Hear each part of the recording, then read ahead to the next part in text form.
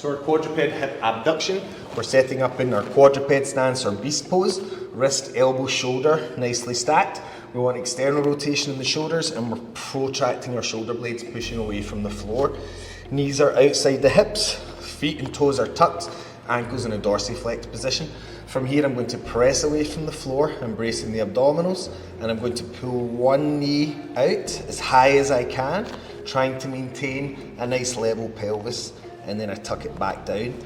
We're thinking about working on our abdominal slings here. We've got opposite knee in hand providing stability. I pull the knee out wide.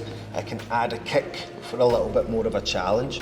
We're trying to avoid the hip shift at all, and the work's done by the external rotators and abductors within the hip. Try 3 to 5 repetitions a side, making sure, as we said, that we don't change that spinal shape at all.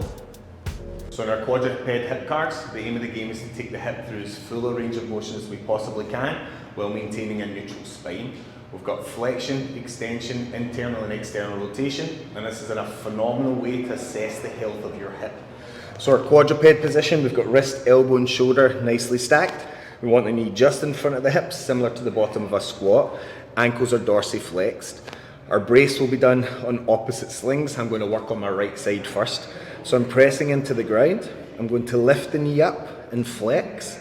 I'm going to pull the knee back, keeping my knee flexed.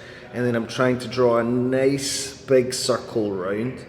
I then reverse the direction, taking my time, pulling the hip round and making sure the pelvis stays nice and level. Things we don't want to see are big hikes happening. If that happens, just move yourself against the wall for a little bit of braces support. So again, we're kicking up and back into extension, maintaining a neutral spine. We're pulling out wide and back in, and then we're working our way through the opposite motion.